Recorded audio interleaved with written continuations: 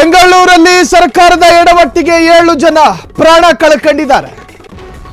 Chinnaswamy stadium ಬಳಿ ಘನಘೋರ ದುರಂತ ಸಂಭವಿಸಿದೆ. ಆರ್ಸಿಬಿ ಟೀಮ್ ನೋಡಲು ಬಂದು ಜೀವ ಕಳೆದುಕೊಂಡ ಫ್ಯಾನ್ಸ್ಗಳು. ಚಿನ್ನಸ್ವಾಮಿ ಸ್ಟೇಡಿಯಂ ಬಳಿ ಭಾರಿ ಕಾಲ್ತುಳಿತ ಸಂಭವಿಸಿದೆ. 20ಕ್ಕೂ ಹೆಚ್ಚು ಮಂದಿಗೆ ಕಾಲ್ತುಳಿತದಿಂದ ಗಂಭೀರ ಗಾಯ. ಒಂದೇ ಆಸ್ಪತ್ರೆಯಲ್ಲಿ ಟ್ರೀಟ್ಮೆಂಟ್ ಕೊಡಲಾಗ್ತಾ ಇದೆ. ಈಗಾಗಲೇ ಸರ್ಕಾರದ ಎಡವಟ್ಟಿಗೆ 7 ಜನ ಪ್ರಾಣ ಕಳೆದುಕೊಂಡಿದ್ದಾರೆ.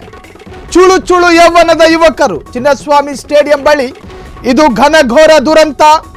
ಆರ್ಸಿಬಿ ಟೀಮ್ ನೋಡೋದಕ್ಕೆ ಬಂದು ಪ್ರಾಣ ಕಳೆದುಕೊಂಡಿದ್ದಾರೆ. ತಾಯಿಗೆ ಮಗ ಇಲ್ದಂಗಾಗಿದೆ, ಹೆಂಡತಿಗೆ ಗಂಡ ಇಲ್ದಂಗಾಗಿದೆ. ಚಿನ್ನಸ್ವಾಮಿ ಸ್ಟೇಡಿಯಂ ಬಳಿ ಭಾರಿ ಕಾಲ್ತುಳಿತ.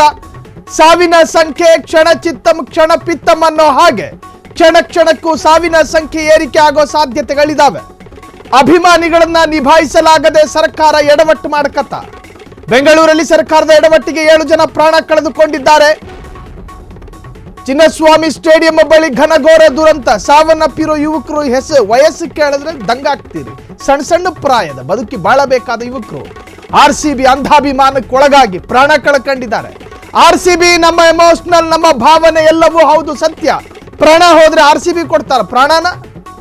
ಸರ್ಕಾರ ಕೊಡುತ್ತೇನ್ರಿ ಪ್ರಾಣನ? ಅಭಿಮಾನಿಗಳನ್ನ ನಿಭಾಯಿಸಲಾಗದೆ ಸರ್ಕಾರ ಎಡವಟ್ಟು ಮಾಡಿಕೊಳ್ತಾ 18 ವರ್ಷ ಕಪ್ ಕೊಟ್ಟಿಲ್ಲ. ಕೊಟ್ರಲ್ಲ ಕಪ್ಪು, ಆನಂದ ಪಟ್ವಿ, ಸಂಭ್ರಮವೂ ಪಟ್ವಿ, ಎಲ್ಲವೂ ಹೌದು. ಕನ್ನಡದ ಅಭಿಮಾನ, ಕನ್ನಡದ ಸ್ವಾಭಿಮಾನ, ಕನ್ನಡಕ್ಕೆ ಬಂದ ಜಯ ಹೌದು. ಪ್ರಾಣ ಕಳ್ಕೊಂಡ್ರಲ್ಲ ನೋಡ್ರಿ. ಅಲ್ಲೂ ಅರ್ಜುನನ್ನ ನೋಡೋದಕ್ಕೆ ಜನ ಸೇರಿದ್ರು. ಆ ಸಂದರ್ಭ ಆದಂತಹ ಕಾಲ್ತುಳಿತದಲ್ಲಿ ಒಂದು ತಾಯಿ ಒಂದು ಮಗ ಪ್ರಾಣ ಕಳ್ಕೊಂಡಿದ್ದೆ ದೊಡ್ಡ ಪಾಠ ಅಲ್ವೇನ್ರಿ? ಕರ್ನಾಟಕ ಸರ್ಕಾರದ ಗೃಹ ಇಲಾಖೆಯನ್ನು ಮಣದಿಂತ ಇತ್ತ? ನಿಮಗೇನು ಪ್ರಜ್ಞೆ ಇಲ್ವಾ? ಇಷ್ಟು ಜನ ಸೇರವ್ರೆ. ತಾಜ್ ವೆಸ್ಟ್ ಹೋಟೆಲ್ನಿಂದ ಬರಬೇಕಾದ್ರೆ ಸಾಕಷ್ಟು ಜನ ಮತ್ತೆ ಸೇರೋ ಸಾಧ್ಯತೆಗಳಿದಾವೆ. ಡ್ರೋನ್ ಕ್ಯಾಮರಾಗಳನ್ನು ಹಾಕಿರ್ತೀರಿ, ನಿಮ್ಮದೇ ಇಂಟೆಲಿಜೆನ್ಸ್ ಹಾಕಿರುತ್ತಲ್ಲಿ. ಹೈಕೋರ್ಟ್ ಮೇಲೆ ನಿಂತ್ಕೊಂಡು ಕೆಲವರು ನೋಡ್ತಾ ಇದ್ರು, ಮತ್ತು ಕೆಲವರು ವಿಧಾನಸೌಧದ 3ನೇ ಮಹಡಿಯಲ್ಲಿ ನಿಂತ್ಕೊಂಡು ನೋಡ್ತಾ ಇದ್ರು.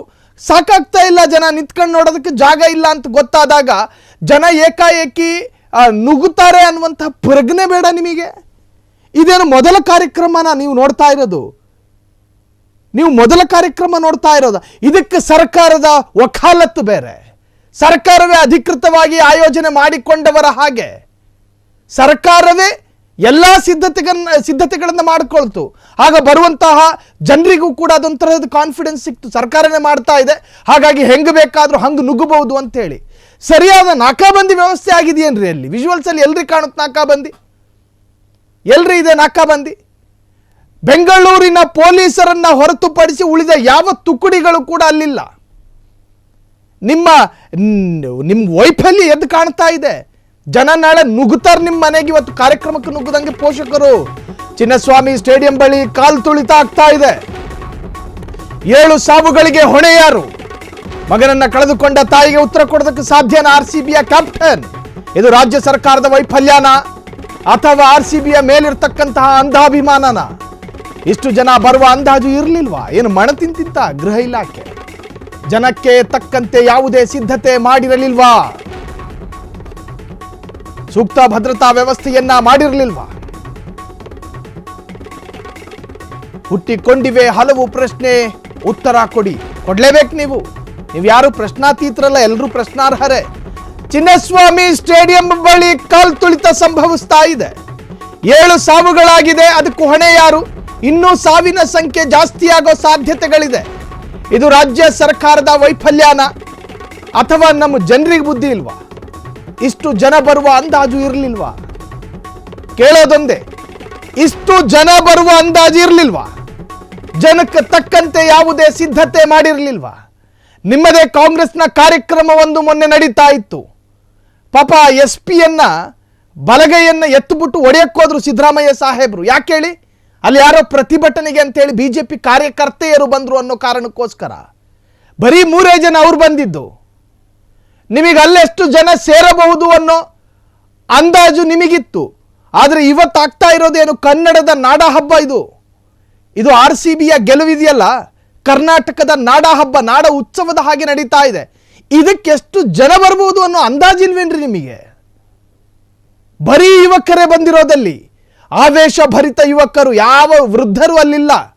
ಇದೊಂದು ಸಣ್ಣ ಕಾಮನ್ ಸೆನ್ಸ್, ಇದು ಕನಿಷ್ಠ ಪ್ರಜ್ಞೆ. ಇದು RCB ಅಭಿಮಾನಿಗಳ ಪೈಕಿ 99.99% ಯುವಕರೇ ಇರೋದು.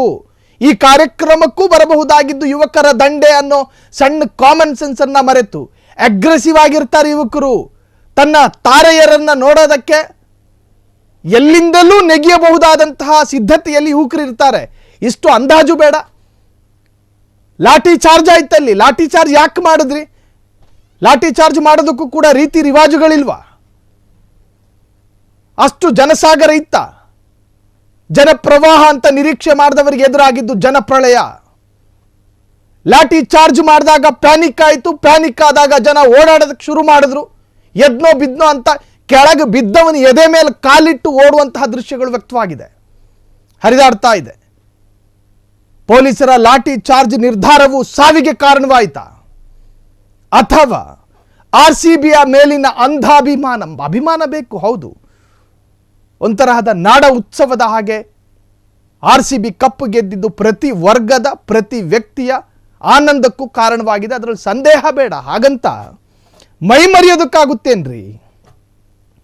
ಮೈ ಮರೆಯೋದಕ್ಕಾಗುತ್ತಾ ಹೇಳಿ?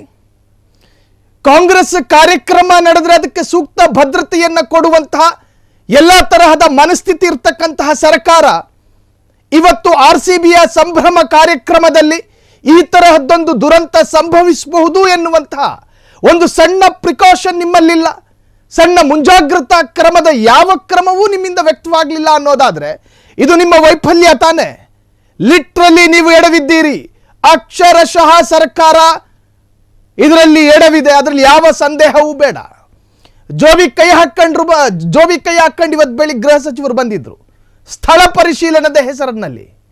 ದಯಾನಂದ್ ಅವರ ಸಮಕ್ಷಮದಲ್ಲಿ ಇವತ್ತು ಸ್ಥಳ ಪರಿಶೀಲನೆಯಾಯಿತು. ಎಲ್ಲೆಲ್ಲಿ ಭದ್ರತೆಯನ್ನ ಮಾಡಬೇಕು ಎನ್ನುವಂತಹದ್ರ ಬಗ್ಗೆ ಸಭೆ ಕೂಡ ನಡೆಯಿತು. ಗೃಹ ಸಚಿವರು ಇವತ್ತು ಸಭೆ ಮಾಡ್ತಾರೆ. ಯಾಕೆ ಸಭೆ ಮಾಡಿದ್ದು?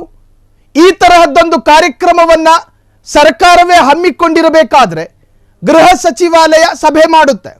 ಆ ಸಭೆ ಮಾಡಿದಾಗ ಸ್ವಲ್ಪ ನೆಮ್ಮದಿ ಸಿಕ್ತು ನಮಗೆ. ಕ್ರೌಡ್ ಸೇರುತ್ತೆ, ಅದಕ್ಕೆ ಸಂಬಂಧಪಟ್ಟ ಹಾಗೆ ಒಂದಷ್ಟು ಕ್ರಮಗಳನ್ನು ಸರ್ಕಾರ ತೆಗೆದುಕೊಳ್ಳಬಹುದು ಅಂತ ಹೇಳಿ.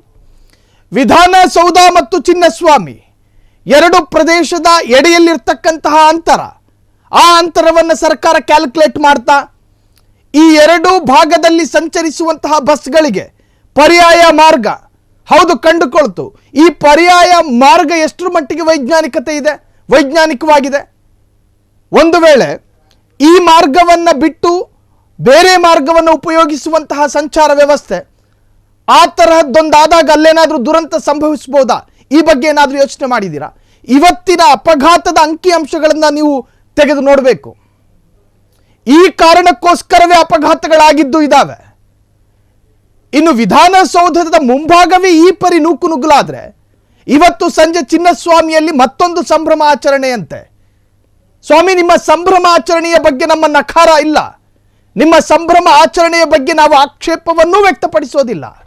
ನಮಗೂ ಸಂತೋಷವೇ. ಆದರೆ ಆ ಚುಳು ಯೌವನ, ಆ ಚುಳು ವಯಸ್ಸಿನ ಯುವಕರ ಸಾವಾಯ್ತಲ್ಲ, ಇದಕ್ಕೆ ಉತ್ತರ ಕೊಡೋದಕ್ಕೆ ನಿಮ್ಮಿಂದ ಸಾಧ್ಯನಾ? ಅವರ ಪೋಷಕರಿಗೆ ಏನಂತ ಉತ್ತರ ಕೊಡ್ತೀರಿ? ಕೊಡೋದಕ್ಕೆ ಸಾಧ್ಯ ಇಲ್ಲ. ಇದು ಸರ್ಕಾರದ ವೈಫಲ್ಯವನ್ನು ಒಪ್ಪಿಕೊಳ್ಳಬೇಕಾಗಿ ಬರುತ್ತೆ. ಎಷ್ಟು ಪೊಲೀಸರಿದ್ರು ಇವತ್ತಿನ ಕಾರ್ಯಕ್ರಮದಲ್ಲಿ? ಬೆಂಗಳೂರು ಪೊಲೀಸರನ್ನ ಹೊರತುಪಡಿಸಿದ್ರೆ ಉಳಿದ ಯಾವ ಪೊಲೀಸರು ಅಲ್ಲಿ ಕಾಣಿಸೋದಿಲ್ಲ ವಿಜುವಲ್ಸ್ನಲ್ಲಿ. ಇನ್ನು ಇದ್ರು ಎಂದಾದರೂ ಕೂಡ ನಿಯಂತ್ರಣ ಮಾಡೋದಕ್ಕೆ ಯಾಕೆ ಸಾಧ್ಯ ಆಗಲಿಲ್ಲ? ಏಕಾಏಕಿ ಲಾಠಿ ಚಾರ್ಜ್ಗೆ ಆರ್ಡರ್ ಕೊಡ್ತೀರಾ? ಒಂದು ಲಾಠಿ ಚಾರ್ಜ್ನ ಆದೇಶ ಇದೆಯಲ್ಲ, ಅಲ್ಲಿದ್ದವರನ್ನ ಪ್ಯಾನಿಕ್ ಮಾಡುತ್ತೆ. ಈ ಕನಿಷ್ಠ ಪ್ರಜ್ಞೆ ಬೇಡ ನಿಮಗೆ? ಆತಂಕದಲ್ಲಿ, ಗೊಂದಲದಲ್ಲಿ ಗಾಬರಿ ಬಿದ್ದು ಎದ್ದು ಓಡೋಗ್ತಾರೆ. ಅಲ್ಲು ಅರ್ಜುನ್ ಕಾರ್ಯಕ್ರಮದಲ್ಲಿ ಹಿಂಗೆ ನಡೆದಿದ್ದು. ಕೊನೆಗೆ ಪೊಲೀಸರು ಅದನ್ನು ಒಪ್ಪಿಕೊಳ್ಳೋದಕ್ಕೆ ತಯಾರಿರಲಿಲ್ಲ. ಅಲ್ಲೂ ಕೂಡ ಲಾಠಿ ಚಾರ್ಜ್ ಆಯಿತು. ಲಾಠಿ ಚಾರ್ಜ್ ಆದ ಸಂದರ್ಭವೇ ಒಬ್ಬರ ಮೇಲೊಬ್ಬ ಹತ್ಕೊಂಡು ಎಗರಾಡಿ ಓಡಿ ಪ್ರಾಣ ಕಳ್ಕೊಂಡಿದ್ದು. ನಮ್ಮ ಕರ್ನಾಟಕದ ಪೊಲೀಸ್ ಇಲಾಖೆ ಇಷ್ಟೊಂದು ದುರ್ಬಲನೇನ್ರಿ? ಜನರ ಪ್ರಾಣದ ಜೊತೆ ಚೆಲ್ಲಾಟ ಆಡ್ತೀರಿ. ಉತ್ತರ ಪ್ರದೇಶದಲ್ಲಿ ನಡೆದಿದ್ದರೂ ಕೂಡ ಇಷ್ಟೊಂದು ಭಾವುಕರಾಗ್ತಾ ಇರಲಿಲ್ಲ ನಾವುಗಳು. ನಮ್ಮದೇ ರಾಜಧಾನಿಯಲ್ಲಿ ಈ ತರಹದೊಂದು ಜನಸ್ತೋಮ ಜನಪ್ರಳಯ ಬರಬಹುದಾದಂತಹ ಕಾರ್ಯಕ್ರಮದಲ್ಲಿ ಸರ್ಕಾರ ಈ ತರಹ ಎಡವುತ್ತೆ ಅನ್ನೋದಾದ್ರೆ ನಿಮ್ಮಿಂದ ಭದ್ರತೆಯನ್ನು ನಿರೀಕ್ಷೆ ಮಾಡೋದಕ್ಕೆ ಸಾಧ್ಯನಾ?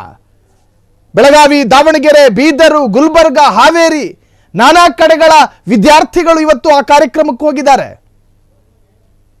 ಯಾಕೆ ಕೊಟ್ರಿ ನೀವು ಅವಕಾಶ? ನಿಗದಿತ ಜನಕ್ಕೆ ಮಾತ್ರ ಪ್ರವೇಶ ಎನ್ನುವಂತಹ ನಿಬಂಧನೆಗಳನ್ನು ಯಾಕೆ ಹಾಕಿಲ್ಲ ನೀವು? ಯಾಕೆ ಆ ತರಹದೊಂದು ಕಂಡೀಷನ್ ಹಾಕಲಿಲ್ಲ ನೀವು? ಎಲ್ಲರೂ ಬರಬಹುದು.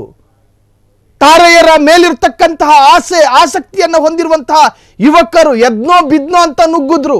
ಕಾರಣ ಏನು? ಯಾವ ಷರತ್ತುಗಳು ಇರಲಿಲ್ಲ. ಯಾರು ಬೇಕಾದರೂ ಬರಬಹುದು ಅನ್ನೋ ನಿಮ್ಮ ನಿಯಮಗಳಿತ್ತು. ಸ್ವತಂತ್ರರಾಗಿ ಯಾರು ಬೇಕಾದರೂ ಬರಬಹುದು ಅಂತ. ವಿಧಾನಸೌಧದ ಎದುರುಗಡೆ ಏನು ಸಾವಿರಾರು ಎಕರೆ ಖಾಲಿ ಜಾಗ ಇದೆಯಾ? ಒಂದು ಹೈವೇ ಇದೆ, ಪಕ್ಕದಲ್ಲಿ ಕಿರಿದಾದಂಥ 2 ಜಾಗ ಬಿಟ್ಟರೆ ಇನ್ನೇನು ಮಣ್ಣಂಗಟ್ಟಿ ಜಾಗನೇ ಇಲ್ಲ ಅಲ್ಲಿ ನಿಂತ್ಕೊಳ್ಳೋಕ್ಕೆ. ಈ ತರಹದ್ದೊಂದು ಜಾಗದಲ್ಲಿ ಅದಲ್ದಲೆ ಮತ್ತೊಂದು ನಿರ್ಧಾರ ಅಂತೆ. ತೆರೆದ ವಾಹನದಲ್ಲಿ ತಾರೆಯರನ್ನ ಕೂರಿಸ್ಕೊಂಡು ಚಿನ್ನಸ್ವಾಮಿವರೆಗೂ ಆಮೆಗತಿಯ ಜಾಥಾ. ಇನ್ನು ಅದು ಒಂದಾದ್ರೆ ಮತ್ತೆಷ್ಟು ಅವಘಡಗಳಾಗ್ತಾವೋ ಗೊತ್ತಿಲ್ಲ. ನೋಡ್ರಿ, ಸಂಭ್ರಮ ಪಡೋದು ಅಪರಾಧ ಅಲ್ಲ, ನಮಗೂ ಸಂತೋಷನೇ. ಆದರೆ ಈ ಎಲ್ಲದರ ನಡುವೆ ಜನರ ಪ್ರಾಣದ ಬಗ್ಗೆಯೂ ಕೂಡ ಕಾಳಜಿ ವಹಿಸಬೇಕು. ಇಲ್ಲಿ ಪ್ರಾಣ ಹೋಗಿದ್ದು ಮಾತ್ರ ನಮ್ಮನ್ನು ಆಕ್ರೋಶಿತರನ್ನಾಗಿ ಮಾಡ್ತಾ ಇರೋದು. ಪ್ರಾಣ ಹೋಗದೆ ಟ್ರಾಫಿಕ್ ಬ್ಲಾಕ್ ಆಗಿದ್ರು ಕೂಡ ನಾವಿಷ್ಟು ವರಿ ಮಾಡ್ಕೊತಾ ಇರಲಿಲ್ಲ. ಕ್ಷಣ ಕ್ಷಣದ ಸುದ್ದಿಗಳಿಗಾಗಿ ಫ್ರೀಡಂ ಟಿವಿ ಸಬ್ಸ್ಕ್ರೈಬ್ ಮಾಡಿ, ಲೈಕ್ ಮಾಡಿ ಹಾಗೂ ಫಾಲೋ ಮಾಡಿ.